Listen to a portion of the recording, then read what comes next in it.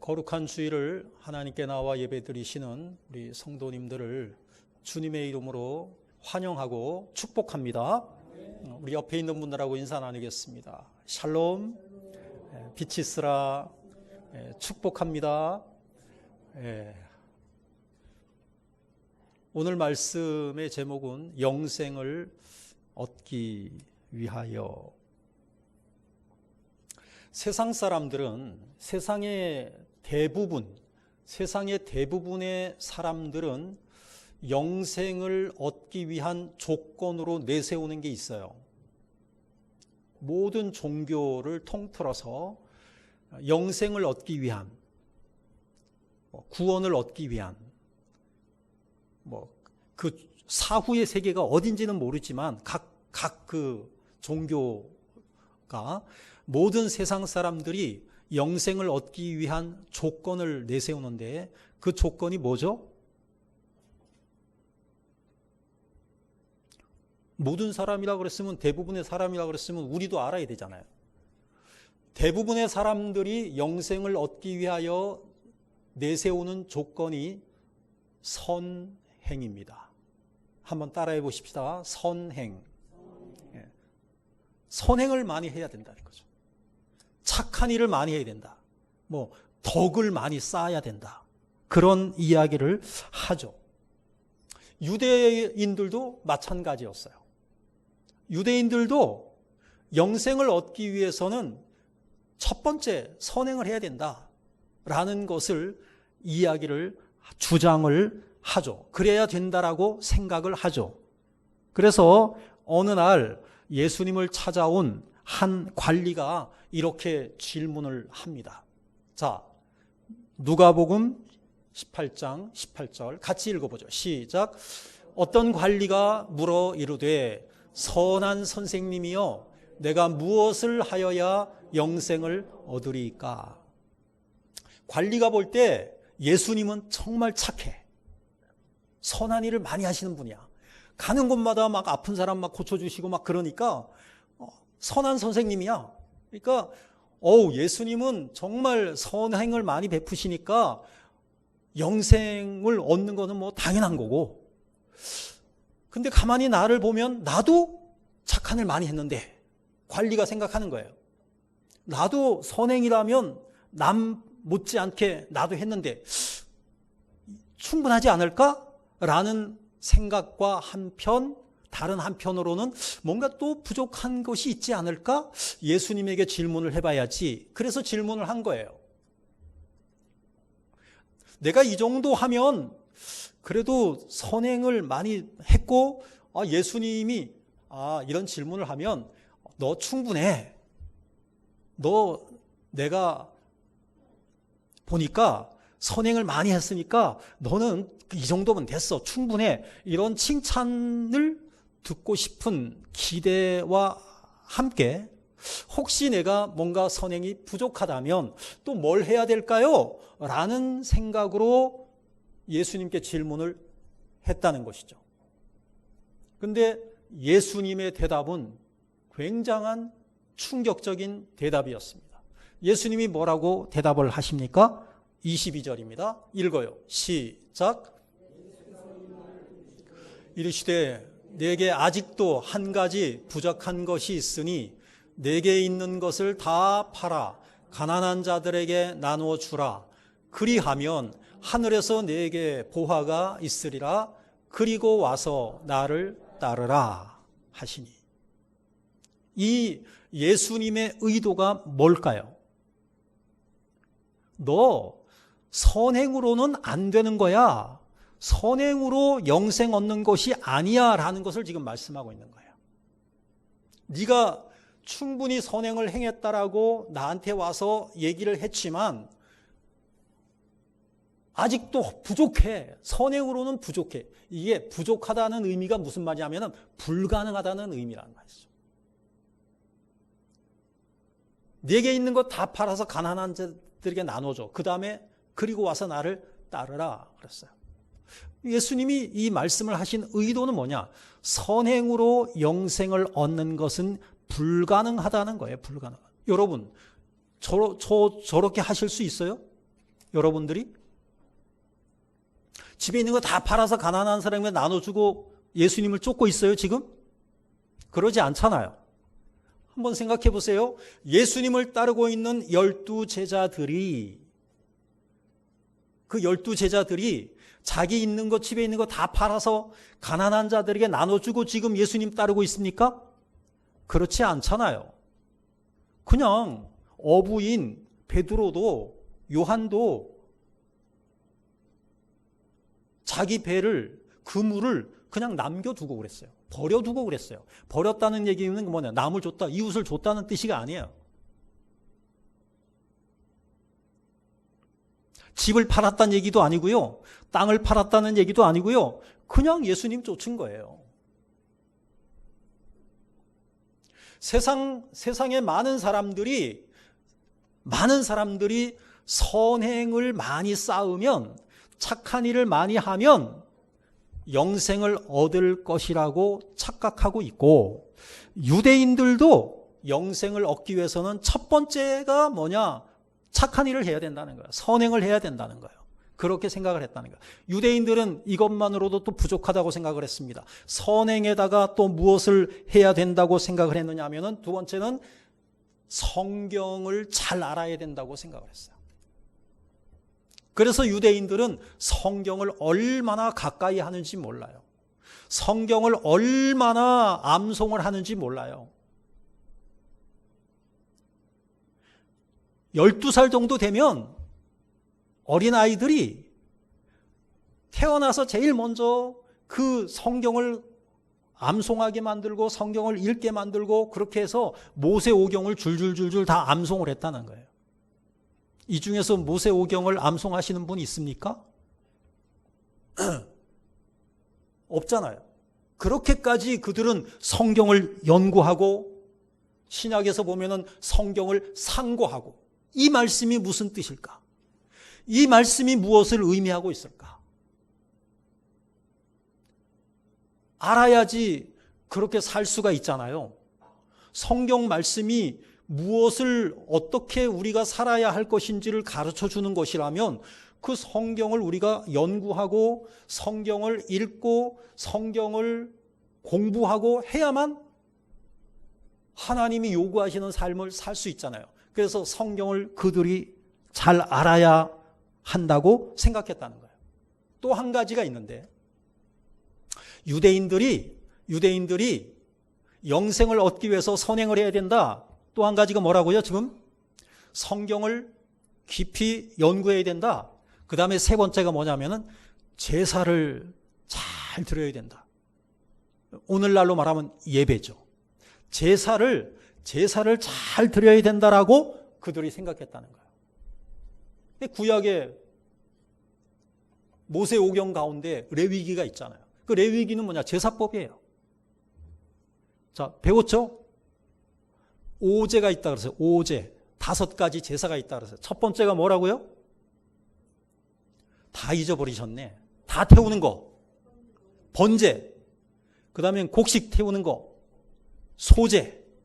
세 번째는 하나님과 나와 화해하는 거. 화목제. 하나님 앞에 죄 지었을 때 속죄제. 마지막에는 사람들에게 내가 잘못했을 때 배상해야 되는 거. 속건제. 다 배운 건데. 한번 따라해 보세요. 오제가 뭐가 있어요? 첫 번째, 번제, 소제, 화목제, 속죄제, 속건제.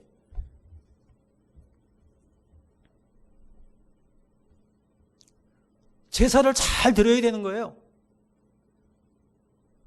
하나님께서 적어도 1년에 3번은 성전에 나와야 된다는 거예요. 요즘 성전은 옛날하고 다르죠. 요즘은 뭐 교회가 뭐 사방 있잖아요. 요즘은 신약에 와서는 뭐냐? 매주야, 매주. 왜 그러냐? 그 당시는 성전이 하나야. 여기 이스라엘 백성들은 많이 흩어져서 살아. 교통수단이 발달하지 않았어. 걸어 다녀야 돼. 성전에 나가는 게 정말 쉬운 게 아니에요. 사모해도 쉬운 게 아니에요. 근데 그 하나밖에 없는 성전마저 파괴돼 버렸어요. 솔로몬 성전이 파괴돼 버렸어요. 포로되어 잡혀갔어요. 예배 드리고 싶어도, 제사 드리고 싶어도 제사 드릴 수 없는 그러한 형편이었어요. 나중에 그것이 또 뭐 복구했는데 다시 또 무너져요. 그렇게 성전조차 없으니 제사 드리는 게 어떻게 쉬워요?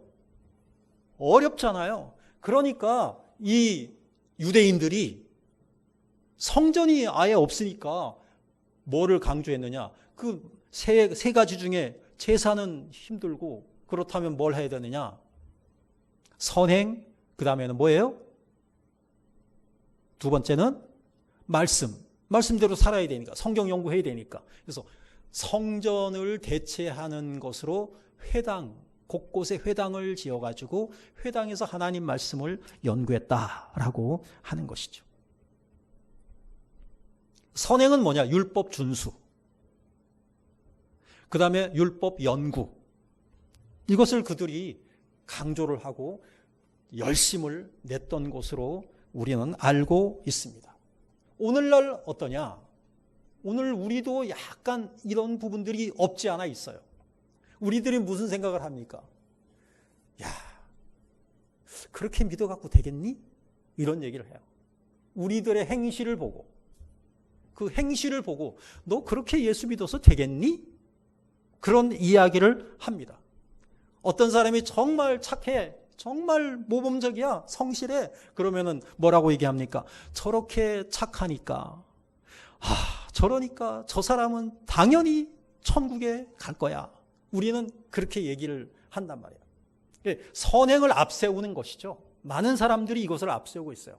그것 가지고 판단을 하는 것이죠. 열심히 교회를 다닙니다. 열심히 성경을 읽습니다. 연구합니다.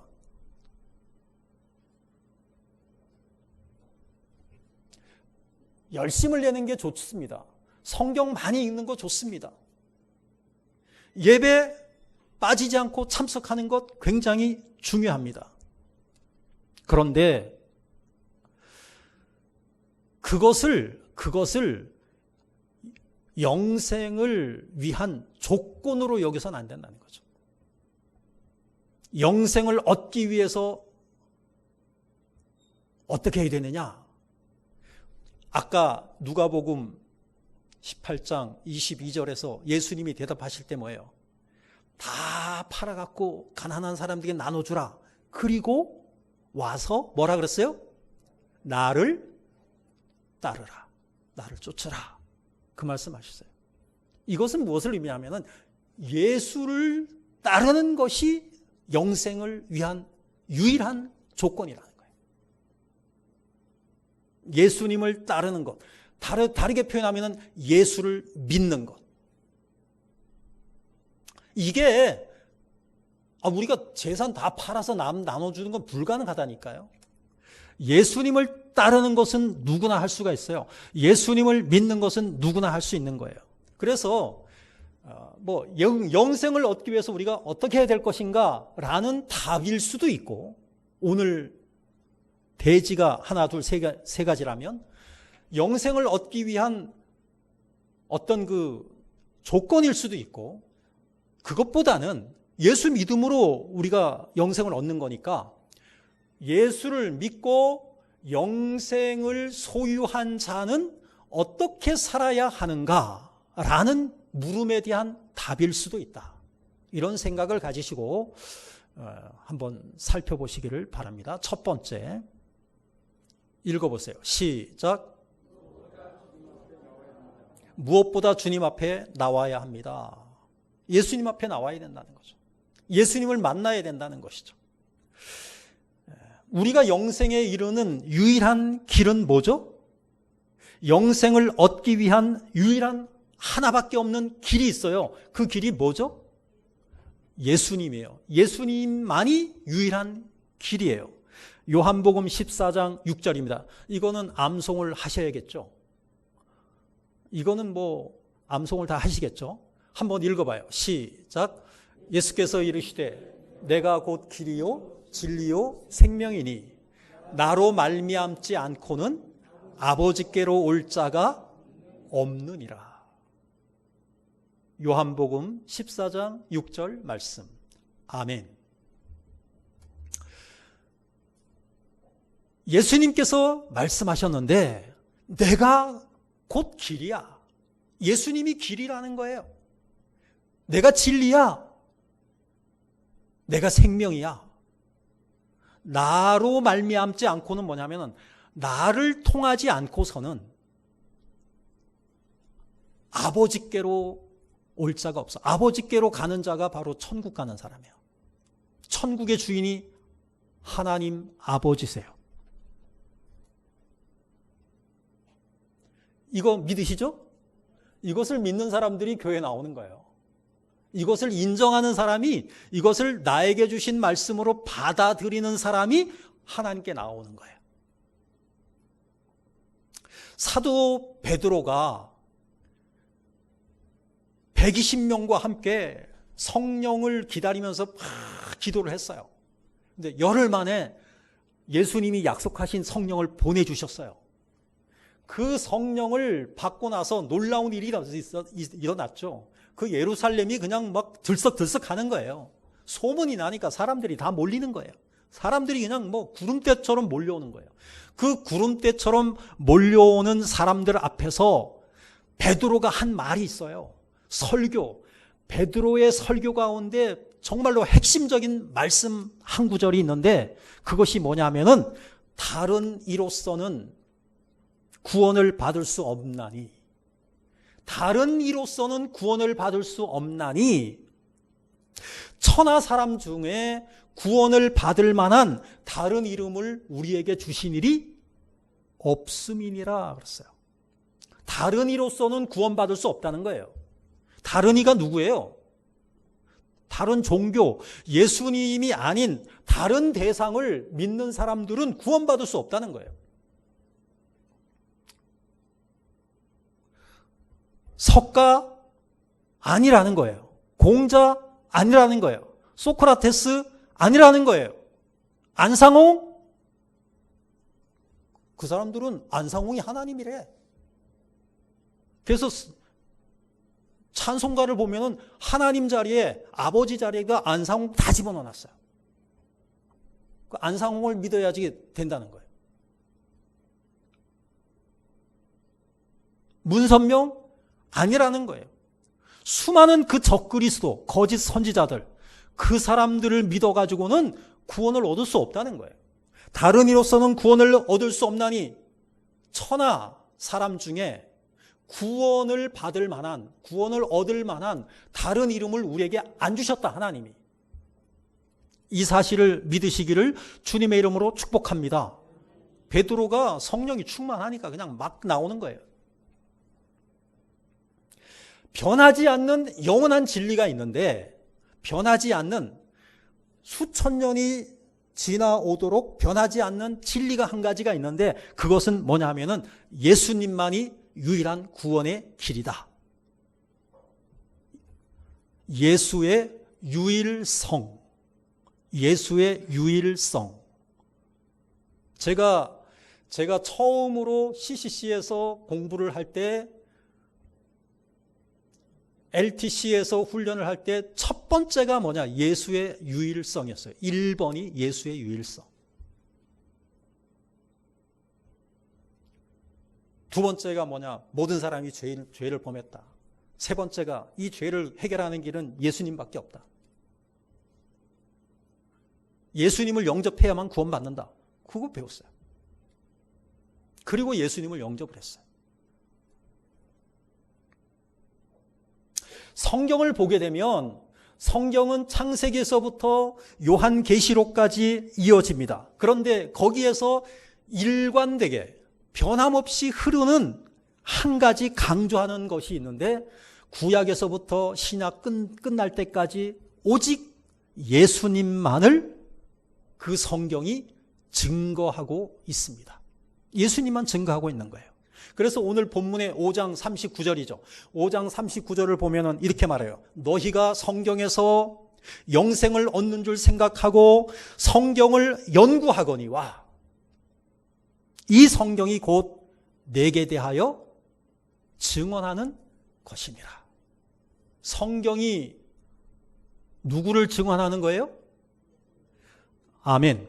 그렇다면 이 요한복음 5장 39절에서 너희가 성경에서 영생을 얻는 줄 생각하고 성경을 연구하거니와 저 성경이 뭐죠? 저 성경을 구체적으로 얘기하면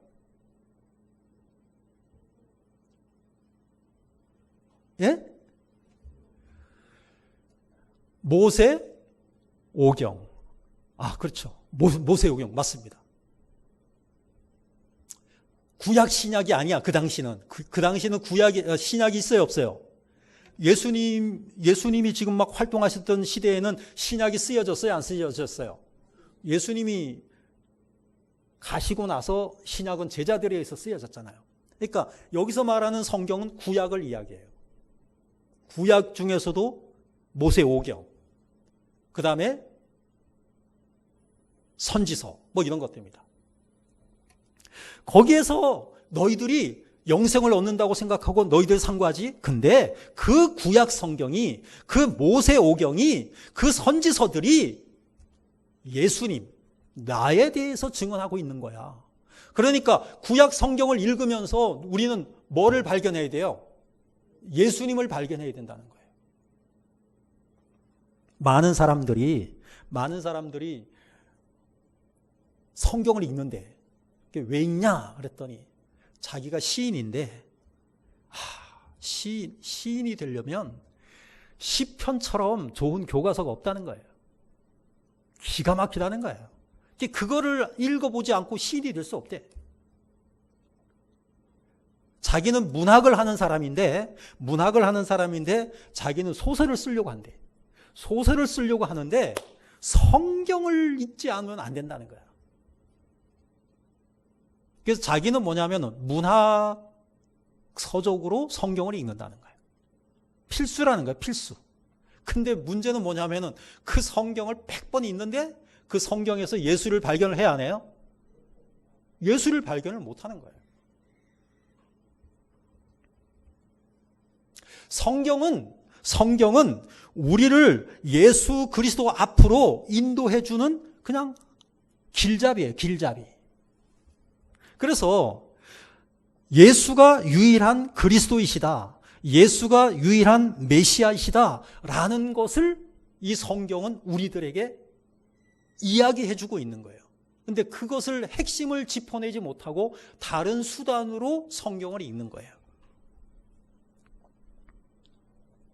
신앙은 만남이에요. 성경을 100번 읽어도 그 성경을 통해서 예수님을 만나지 못하면 아무 의미가 없어요.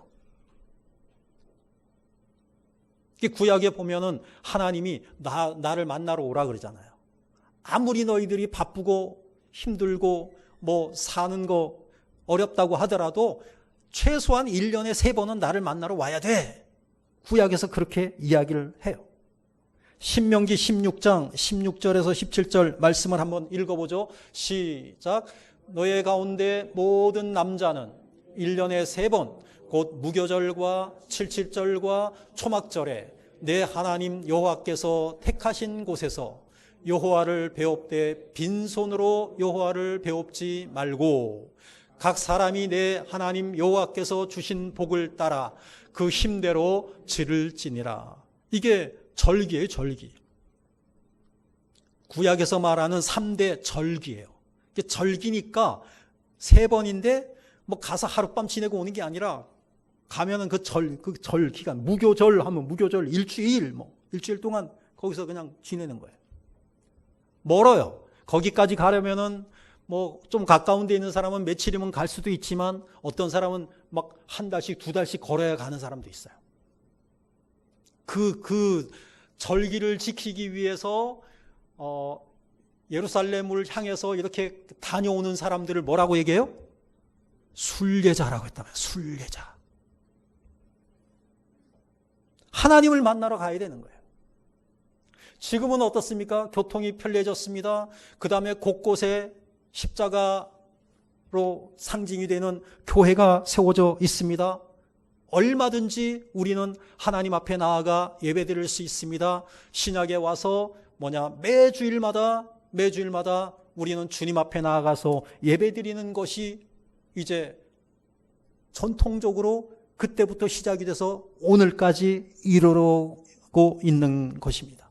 성경을 많이 알아야 하지만 그것보다도 더 중요한 것이 뭐냐면은 우리가 늘 주님을 만나야 한다라고 하는 것입니다. 그 다음에 첫 번째가 영생을 얻은 자로서 어떻게 살아가야 되느냐? 무엇보다 주님 앞에 나와야 된다. 주님 만나야 된다는 것이죠. 두 번째는 뭐냐? 읽어요. 시작. 무엇보다 주님을 사랑해야 합니다. 무엇보다 더 주님을 사랑해야 합니다. 마태복음 22장 35절에서 40절입니다. 읽어요. 시작. 그 중에 한 율법사가 예수를 시험하여 묻되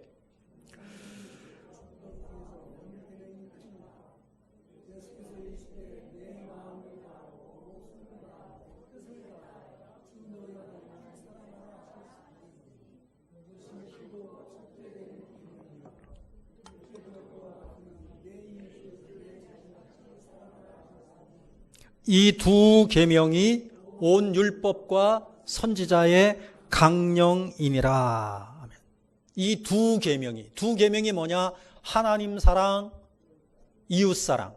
하나님 사랑, 이웃 사랑. 이 두 계명이 율법사가 질문한 거예요. 예수님을 시험하는 거예요. 율법 중에서 어느 계명이 제일 큽니까?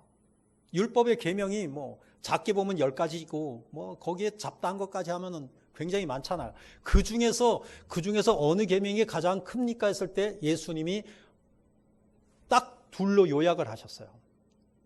하나님 사랑, 이웃 사랑. 10계명을 이 둘로 요약을 하게 되면은 1계명에서부터 4계명까지가 하나님 사랑, 5계명에서부터 10계명까지가 이웃 사랑이 되는 거예요.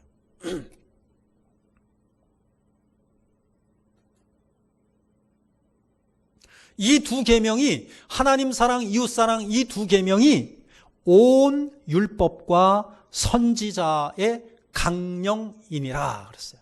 온 율법과 선지자. 온 율법과 선지자가 뭐죠? 율법은 모세 오경을 의미하고 선지자는 선지서를 의미합니다. 그러면은 모세 오경과 선지서의 강령이다 이 말이죠. 그럼 모세 오경과 선지서를 합하면은 구약 성경이 되는 거예요. 그러니까 구약 성경의 강령이다. 강령이라는 것은 뭐냐면 매달려 있다라는 원어의 의미를 가지고 있더라고요. 매달려 있다. 모든 성경의 그 뜻이 이 두 가지에 요약되어 있다. 결국은 이거 얘기하는 거다. 그 얘기예요. 구약 성경의 핵심을 요약하면 바로 하나님 사랑하는 것이고 이웃 사랑하는 것이다.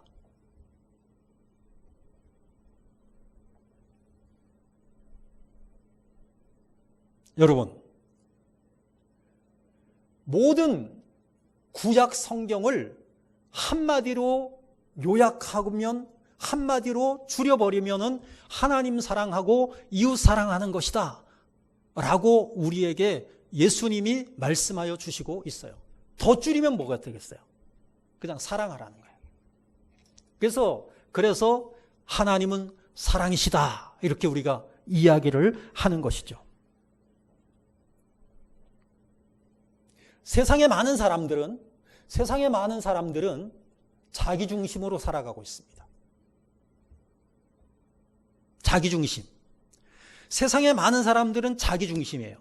근데 이 자기 중심이라는 게 이제 이기적인 것이잖아요. 자기가 중심이야. 내가 중요해. 내가 이거 하고 싶어. 그럼 하는 거야.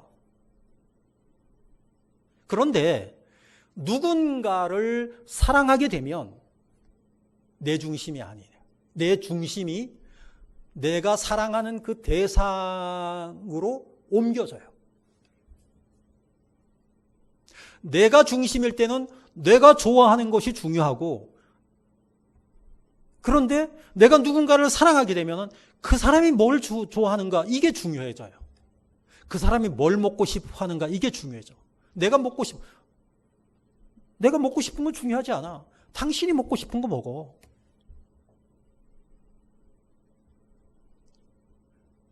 그리고 어떤 여자가 있어요. 어떤 여자가 있는데 자기가 보기에 이쁘게 치장을 하는 거예요.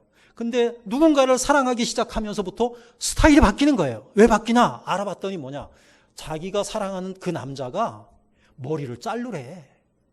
그럼 자르는 거예요.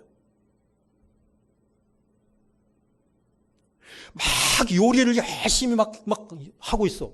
그게 왜 그러는가 했더니 자기 남자가 뭘 먹고 싶다고 했다는 거예요. 내 중심에서 내가 누군가를 사랑하게 되면은 그 사람 중심으로 내가 바뀌어지는 거예요. 취미도 바뀌어지는 거예요.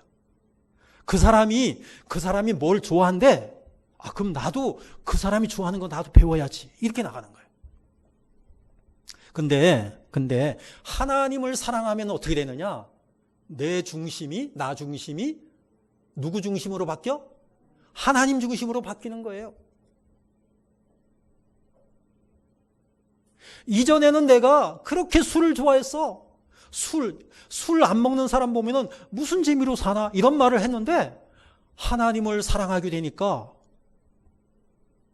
하나님이 싫어하실 것 같아. 하루아침에 다 끊어지는 거예요.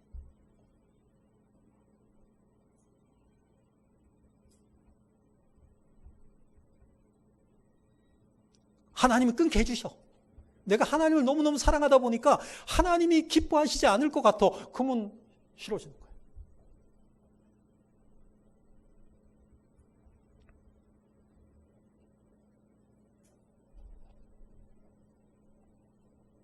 너무너무 내가 아는 한 목사님이 너무너무 잘 나가서 돈을 막 벌어. 목사가 아니었지 처음에는. 뭐 하는 것만 돈을 그냥 막 버는 거예요. 얼마나 정신없이 버는지 몰라. 아침 6시부터 밤 11시까지 하루 종일 그렇게 하고는 너무너무 피곤해. 피곤한데 어떻게 하느냐? 다 그 사우나 있잖아요. 사우나 가서 그냥 몸 푹 담고 그러면 이제 좀 피로가 풀린대. 그리고 그 다음날 또 일어나고 또 일을 그렇게 하는 거예요. 근데 그분이 어느 날 성경을 읽기 전에 이거 내가 이렇게 살아도 되나? 요한복음을 읽는 거예요. 요한복음 마지막 장에 가갖고 예수님이 질문하는 거예요. 요한의 아들 시몬아, 네가 나를 사랑하니? 제가 주님을 사랑하죠. 내 양을 먹이라. 그 베드로에게 하신 말씀이거든요. 부활하신 예수님이 베드로에게 하신 말씀인데 그 말씀을 딱 읽으면서 눈물이 쭉 흐르는 거야. 그래, 내가 지금까지 하나님을 사랑한다고 하면서 내가 돈만을 쫓았구나. 그 돈을 그렇게 막 벌던, 어마어마하게 벌던 그것을 하루아침에 탁 정리를 하고 내가 이렇게 살면 안 되지. 그래서 새로운 길을 걸어간 거예요. 신학을 공부하고 목회의 길을 걸어가는 거예요.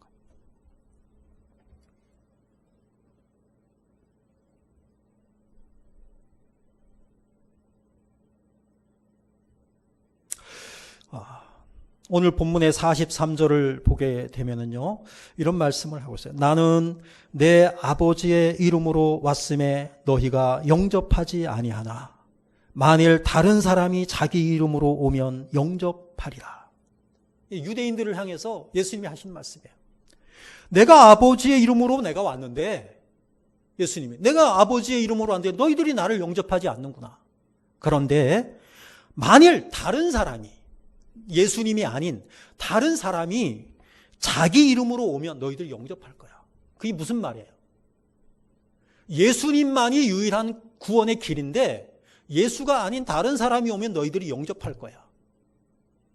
그러니까 뭐예요? 예수님은 십자가에 못 박고 예수님이 아닌 다른 사람이 오면은 너희들이 영접하고 믿을 거야. 거짓 선지자를 따를 거야. 적그리스도를 따르게 될 거야. 그렇게 얘기하고 있는 거예요. 오늘날에도 이 본문 말씀처럼 예수님이 아닌 다른 적그리스도를 따르는 사람들이 있는 거예요. 그러면서 예수님이 말씀하신 거, 다만 하나님을 사랑하는 것이 너희 속에 없음을 알았노라. 하나님을 사랑하는 마음이 없으니까 너희가 나를 영접하지 않는 거야.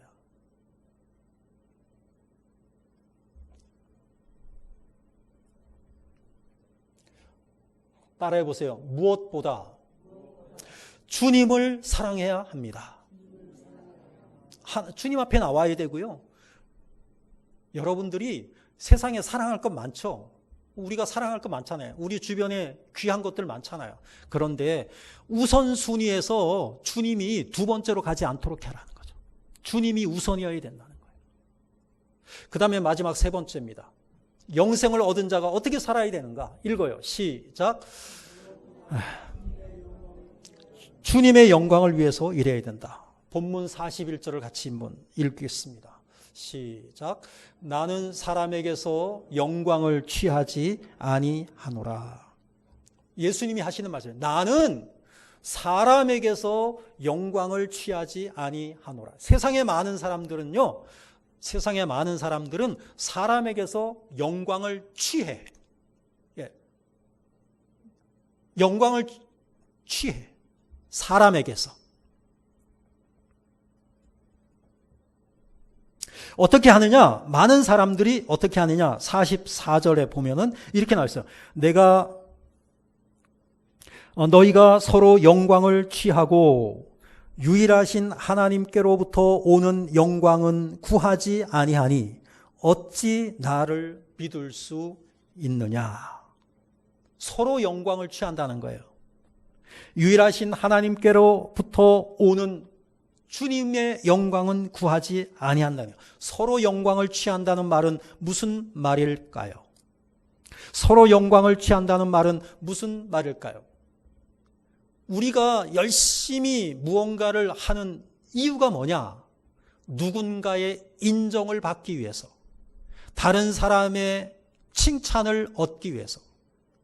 내가 무엇을 열심히 하면 사람들이 와 대단하다 그러잖아요. 그거 때문에 우리가 뭔가를 한다는 거예요.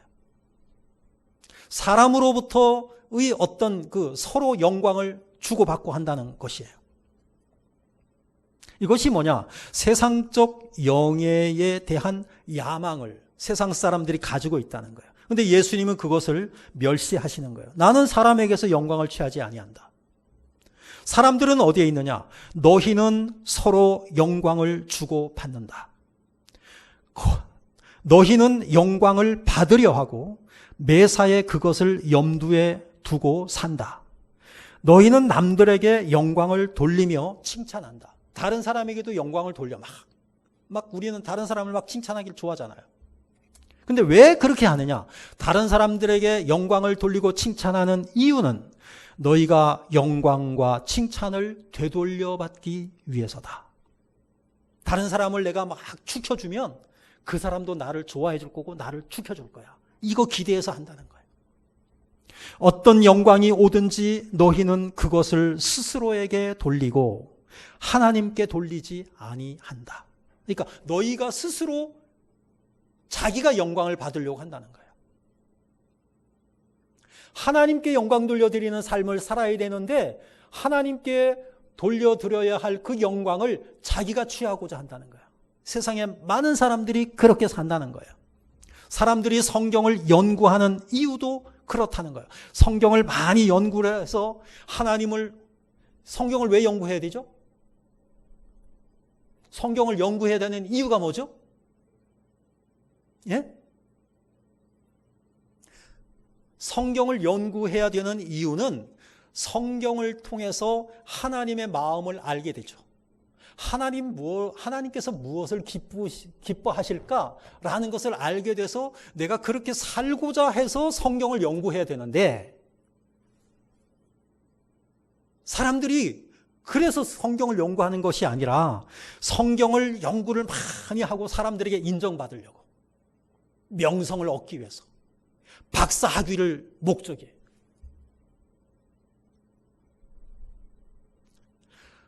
명예와 부를 위해서 성경을 연구하는 사람들이 많다는 거예요.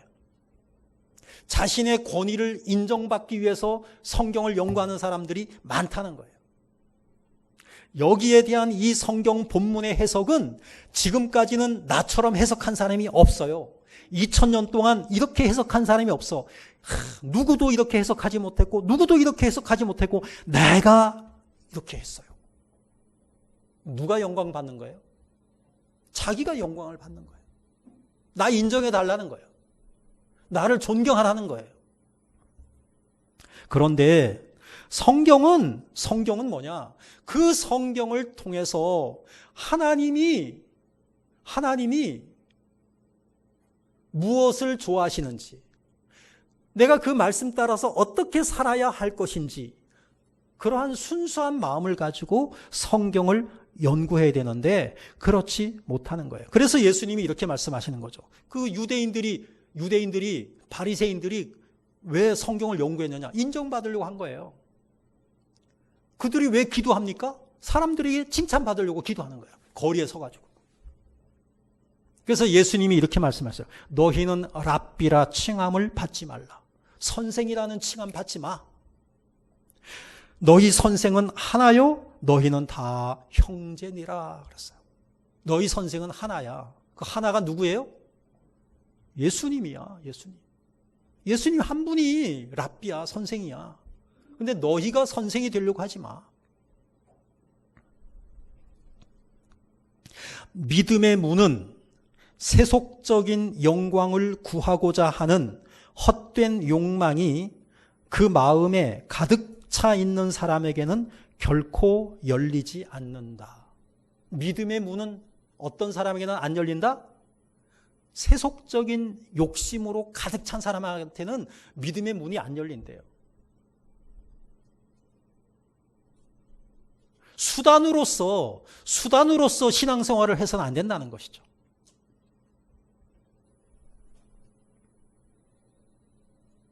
유대인들은 성경 연구를 통해서도 명성을 얻으려고 했고, 또 한 가지 뭐냐? 율법 준수를 통해서도 명성을 얻으려고 했어요. 나는 이 세상에 누구보다도 성경을 많이 알고 있어. 이것 가지고 자기가 많은 사람들에게 존경받아야 된다고 생각을 했고, 나는 이 세상에 누구보다도 율법을 하나도 안 틀리고 다 준수하는 사람이야 라는 것 가지고도 세상 사람들에게 인정받으려고 했다는 거예요.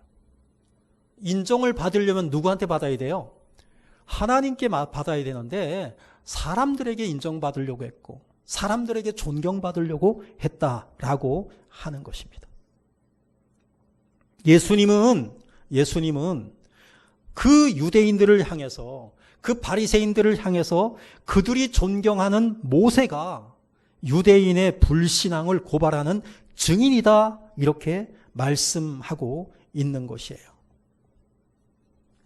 거기 45절에 보면 내가 너희를 아버지께 고발할까 생각하지 말라. 너희를 고발하는 이가 있으니 곧 너희가 바라는 자 모세니라. 그 모세를 너희들이 믿었더라면 너희가 나를 믿었을 거야. 근데 너희들이 사실은 모세를 믿는다라고 하면서 모세를 못 믿고 있다는 거야. 안 믿고 있다는 거예요.